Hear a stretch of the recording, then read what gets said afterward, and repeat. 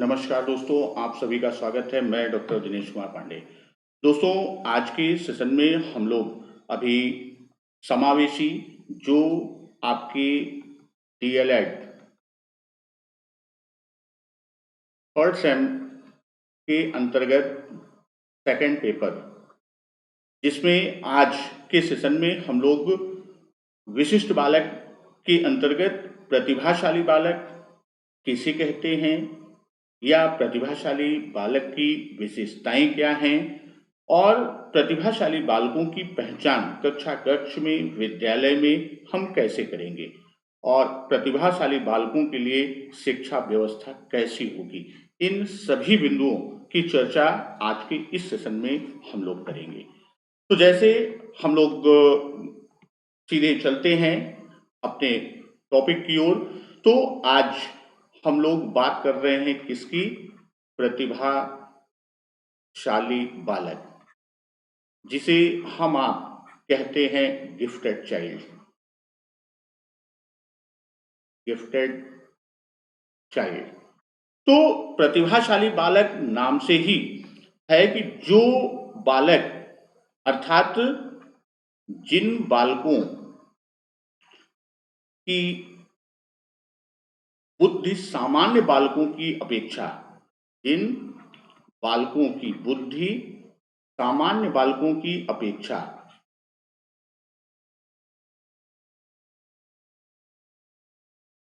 अधिक होती है, उन्हें प्रतिभाशाली बालक कहा जाता है।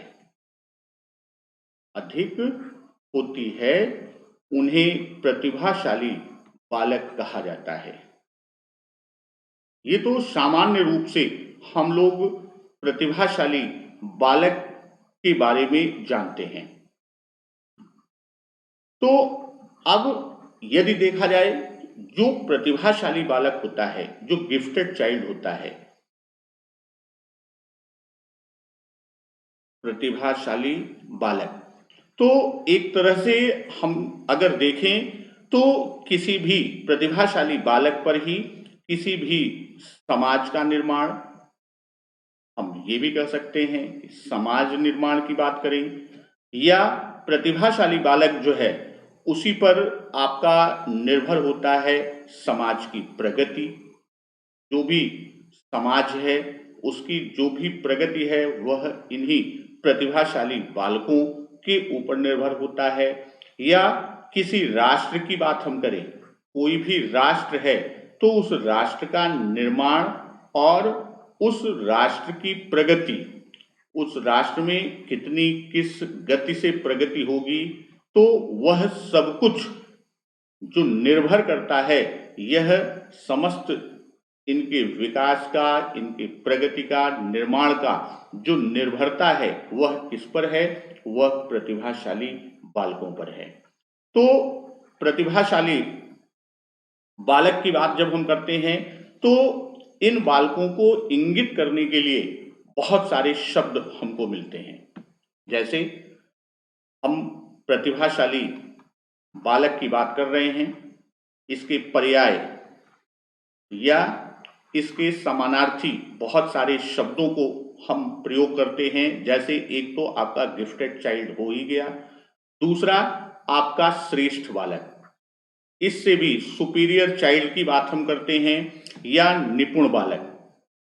दूसरी, हम इन बच्चों को निपुण बालक के उपनाम से या यूं कह दें कि प्रतिभाशाली बालक को जो विभिन्न अन्य शब्द या उनकी उच्च मानसिक योग्यता को इंगित करता है, तो उन्हें निपुण बालक कहते हैं या तीव्र सीखने वाला बालक भी कहते हैं। तीव्र सीखने वाला बालक, उसी तरह उसे हम होशियार छात्र और तीव्र छात्र आदि उपनामों से भी जानते हैं। जिसे हम आप कहते हैं बहुत होशियार छात्र है या बहुत तीव्र छात्र है। तो और यह सारी चीजें जो इंगित करती है, जो विभिन्न नाम उसे मिलते हैं प्रतिभाशाली बालक सहित, वह किसके ऊपर होता है? उन बालकों की मानसिक योग्यता पर आधारित। जो बालकों की मानसिक योग्यता है उसी पर यह आधारित विभिन्न नामों से हम जानते हैं। तो यह ये भी कह दें कि ये सभी लगभग एक दूसरे के पर्यायवाची शब्द हैं। ये सब क्या हैं? चाहे प्रतिभाशाली या ये शब्द, ये किस रूप में हैं? यह एक दूसरे के पर्यायवाची के रूप में हैं। तो अब इनकी योग्यता, उपलब्धि और क्षमता, अब इसके आधार पर हम किन किन चीज़ों, जैसे मानसिक योग्यता की बात हमने की, तो मानसिक योग्यता के साथ साथ जो बच्चों की उपलब्धता है, उनका अचीवमेंट है, वह बात हम करेंगे, या हम उनकी योग्यता की बात करेंगे, कितना योग्य है, कितना उसके अंदर एबिलिटी है, या कितनी उसके अंदर क्षमता है। तो इन चीज़ों के आधार पर हम सामान्य बालकों से क्या करते हैं? यह सार्थक रूप में उनके व्यवहार में क्या होता है? अधिक योग्यता के रूप में देखा जाता है। तो सामान्य तौर पर जब हम प्रतिभाशाली बालक की बात करते हैं, तो बालकों की उच्च बुद्धि के आधार पर परिभाषित करते हैं। सामान्यतः हम आप किस पर परिभाषित करते हैं? जो भी हम परिभाषाएं देते हैं, वह किस पर देते हैं? उस बच्चों की उच्च बुद्धि के ऊपर, इसी पर आधारित हम उनकी परिभाषाओं को देते हैं। अब यहाँ हम एक दो परिभाषाएं जो मनोवैज्ञानिकों की हैं, तो उनमें से कुछ परिभाषाओं को लेते हैं। तो सबसे पहले अब्दुल रऊफ के अनुसार प्रायः उच्च बुद्धि लब्धि को प्रतिभाशाली का संकेत माना जाता है। इसे उच्च बुद्धि लब्धि, जो इंटेलिजेंट क्वोशेंट की बात हम करते हैं, बुद्धि लब्धि, उसकी उच्च स्थिति को ही प्रतिभाशाली होने का संकेत माना जाता है। अतः प्रतिभाशाली बच्चे शब्द का अभिप्राय बच्चे की उच्च बुद्धि लब्धि से किया जाता है, ये अब्दुल रऊफ महोदय के अनुसार। उसी तरह काल्सनिक महोदय के अनुसार वह प्रत्येक बच्चे जो अपने आयु स्तर के बच्चों में किसी योग्यता में अधिक हों और जो हमारे समाज के लिए महत्वपूर्ण नया योगदान कर सकें, वह क्या है? वह प्रतिभाशाली बच्चों के अंतर्गत आते हैं। तो यहाँ शब्द हमको एक मिलता है उच्च बुद्धि लब्धि। तो अब यहाँ बुद्धि लब्धि शब्द हमको एक मिलता है। तो यहाँ जो परिभाषा हमारी दोनों मनोवैज्ञानिकों की है, अब्दुल रऊफ महोदय और काल्सनिक महोदय ने, तो यहाँ हम देखते हैं कि बौद्धिक दृष्टि से प्रतिभाशाली बालकों का जो आशय है, वह उच्च बुद्धि लब्धि वाले बालकों से है। अर्थात जो परिभाषा है, उसमें जो हमारे प्रतिभाशाली बालक को हम किस रूप में देखते हैं? बौद्धिक दृष्टि से। इनको बौद्धिक दृष्टि से हम देखते हैं और ये कहते हैं कि उच्च बुद्धि लब्धि वाले बालक, ये बौद्धिक दृष्टि से क्या है? ये उच्च बुद्धि लब्धि वाले बालक। अब यहां बार बार एक शब्द आता है, बुद्धि लब्धि। तो बुद्धि लब्धि क्या है? यहां ये भी हम देख लें कि बुद्धि लब्धि किसे कहते हैं, जिसे हम शॉर्ट में आईक्यू अर्थात इंटेलिजेंट क्वोशेंट का संक्षिप्त रूप में हम प्रदर्शित करते हैं, बुद्धि लब्धि या ब्रैकेट में आईक्यू। तो बुद्धि लब्धि है क्या? वास्तव में बुद्धि लब्धि जो है वो मानसिक आयु और दैहिक आयु का अनुपात है। बुद्धि लब्धि क्या है? यह मानसिक आयु और दैहिक आयु का अनुपात है।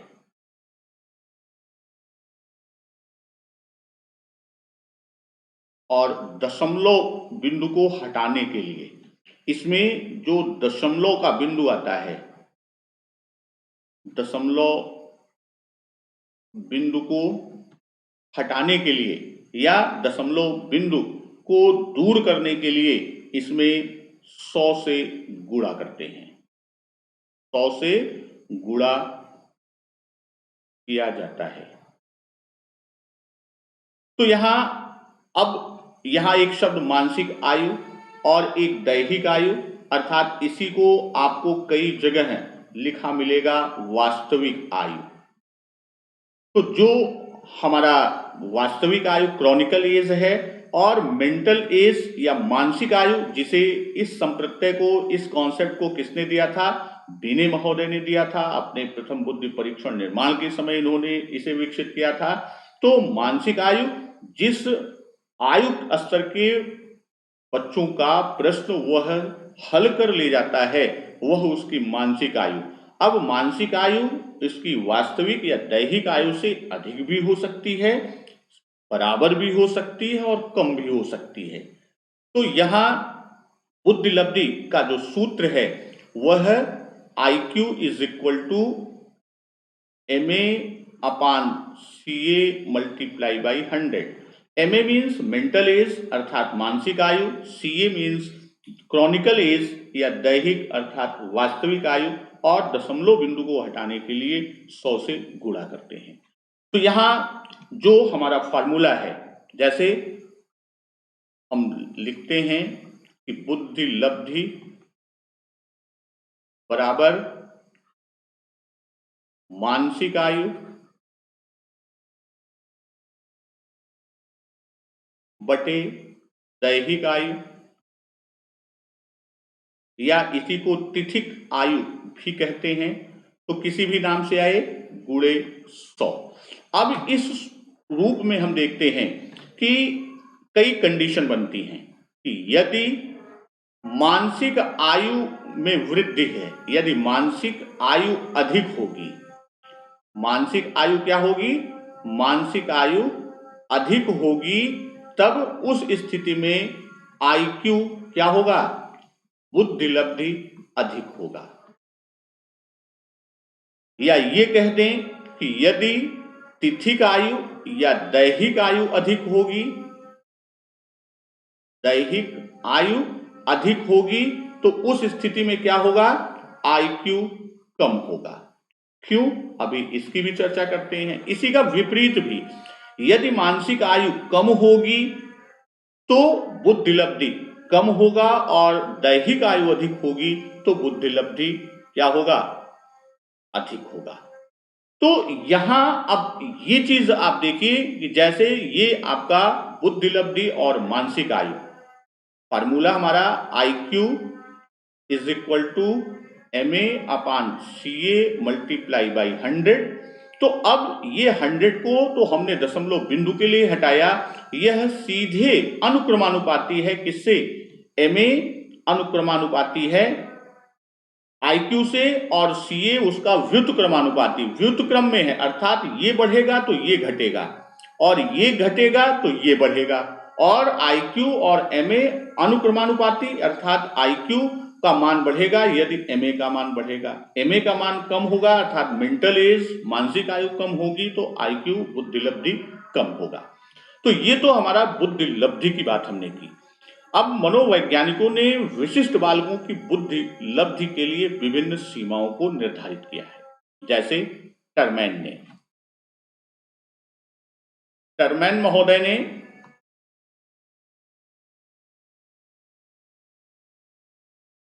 बुद्धि लब्धि के लिए ये कहा कि जब बुद्धि लब्धि 140 से अधिक होगी, 140 से अधिक बुद्धि लब्धि वाला बालक क्या होगा? प्रतिभाशाली। ये किसके लिए बताया? ये प्रतिभाशाली बालक के लिए।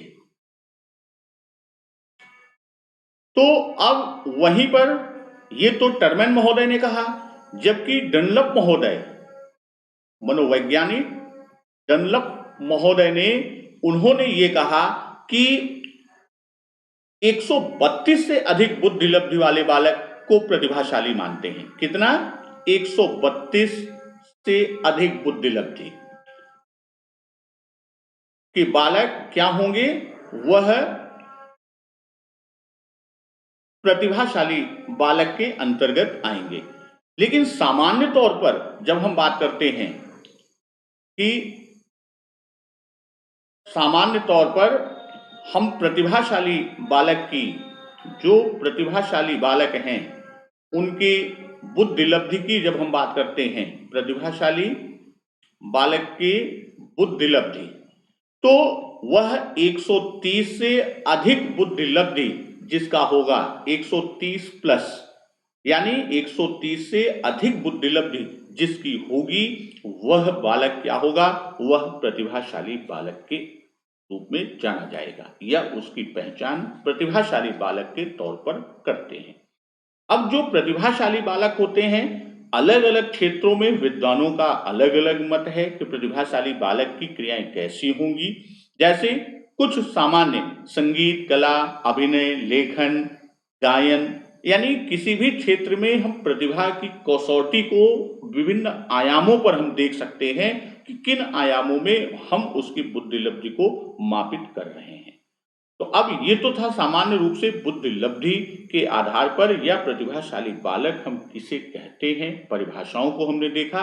अब बात करते हैं प्रतिभाशाली बालकों की विशेषताओं की। जो प्रतिभाशाली बालक हैं, प्रतिभाशाली बालकों की विशेषताएं।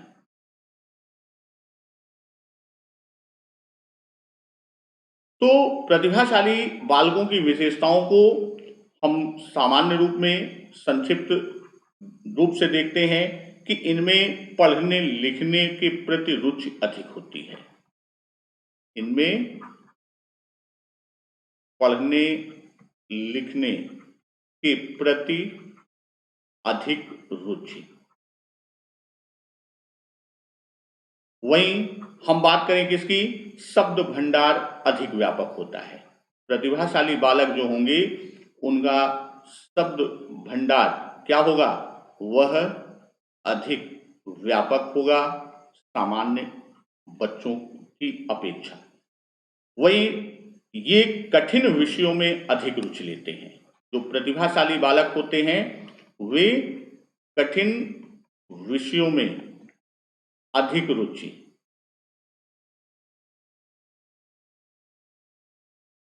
लेते हैं। प्रतिभाशाली बालक के ज्ञानेंद्रियों का विकास तीव्र गति से होता है, यानी इन बालकों के ज्ञानेंद्रियों का विकास तीव्र गति से होता है। वहीं प्रतिभाशाली बालक की बात करें तो इनमें मानसिक क्रियाओं की योग्यता अधिक तीव्र होती है। प्रतिभाशाली बालकों में जो मानसिक क्रियाएं हैं, मानसिक क्रियाओं की योग्यता क्या होती है? वह तीव्र होती है। अब मानसिक जो क्रियाएं हैं, हम मानसिक क्रियाओं को इस तरह से भी समझ सकते हैं कि जैसे मानसिक क्रिया में कुछ एक का उदाहरण हम दे रहे हैं, जैसे अवधान मानसिक क्रिया है, निरीक्षण मानसिक क्रिया है, प्रत्यक्षीकरण मानसिक क्रिया है, कल्पना, तर्क, चिंतन, स्मरण आदि, यानी यह सभी में बच्चा क्या होगा? इन क्रियाओं में उनकी गति तीव्र होगी। अमूर्त विषयों में इनकी रुचि अधिक होती है। जो प्रतिभाशाली बालक होते हैं उनका जो अमूर्त विषय हैं, अमूर्त विषय में अधिक रुचि, यह इनकी प्रमुख विशेषता में आएगी। और कुछ एक विशेषताओं की बात करते हैं। समस्याओं का समाधान शीघ्र, अर्थात यह समस्या का समाधान शीघ्र निकाल लेते हैं। वहीं इनमें नेतृत्व के गुण होते हैं। प्रतिभाशाली बालकों में नेतृत्व के गुण होते हैं। तो जब हम प्रतिभाशाली बालकों की बात करते हैं तो प्रतिभाशाली बालकों में यह बुद्धि परीक्षाओं में अधिक अंक पाते हैं, विद्यालयी कार्य और गृह कार्य शीघ्रता से कर लेते हैं, और सबसे बड़ी चीज क्या है, इनमें अंतर्दृष्टि या सूझ। प्रतिभाशाली बालक या इनमें अंतर्दृष्टि या सूझ, जिसे हम सॉरी आप इनसाइट कहते हैं, वह क्या होती है, वह अधिक होती है। तो ये प्रमुख विशेषताएं थी किसकी, प्रतिभाशाली बालकों की। अब हम बात करेंगे अगले खंड पर कि प्रतिभाशाली बालकों की हम पहचान कैसे करते हैं। अगला, प्रतिभाशाली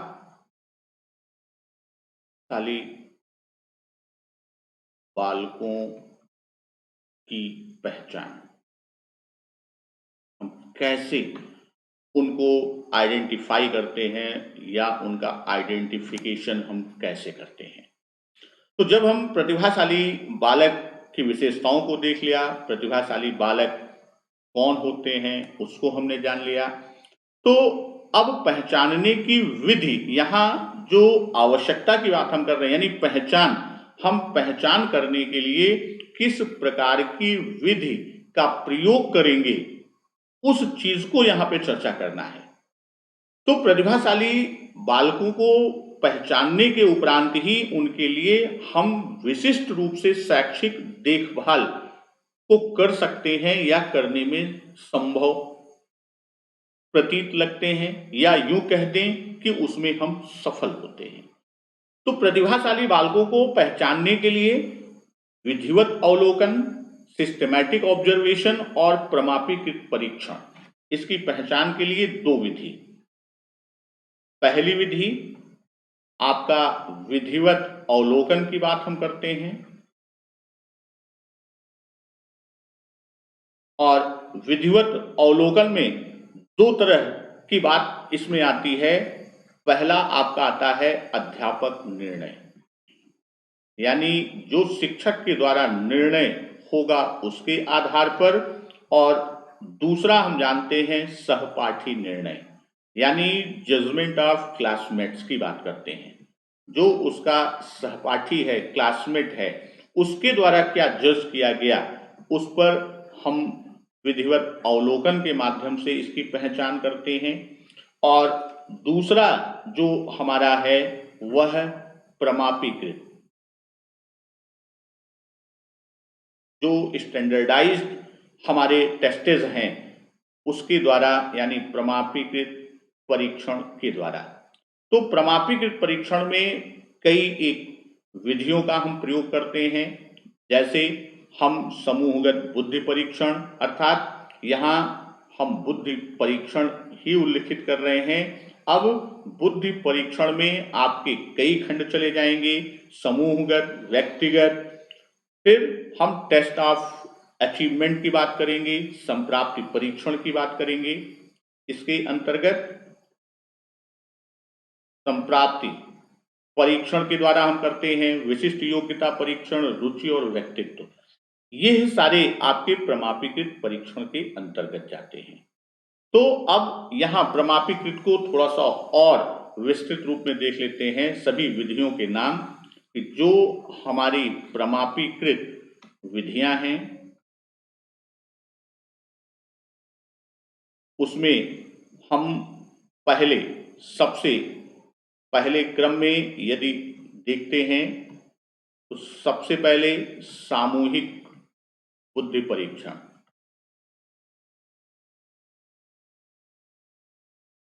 फिर सामूहिक बुद्धि परीक्षण के बाद दूसरे नंबर पर व्यक्तिगत बुद्धि परीक्षण,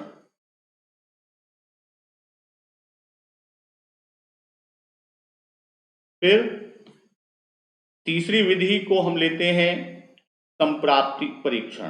बच्चों के संप्राप्ति स्तर को परीक्षण करके उसके आधार पर हम पहचान करते हैं। फिर विशिष्ट योग्यता परीक्षण, जो विशिष्ट योग्यता की बात हम करते हैं तो वह विशिष्ट योग्यता परीक्षण और रुचि परीक्षण और व्यक्तित्व परीक्षण आदि। रुचि परीक्षण और व्यक्तित्व परीक्षण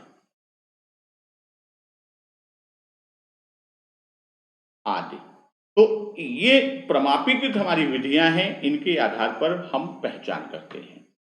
अब यहां बात आती है कि जो प्रतिभाशाली बालक हैं उनकी शिक्षा की व्यवस्था कैसे किया जाए।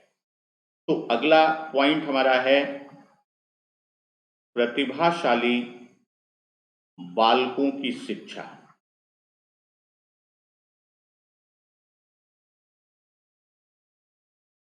तो प्रतिभाशाली बालक को जैसा हमने देखा, उसकी विशिष्टता को देखा, पहचान हमने कर लिया, तो कौन कौन से विशेष शैक्षिक प्रयास किए जाने चाहिए।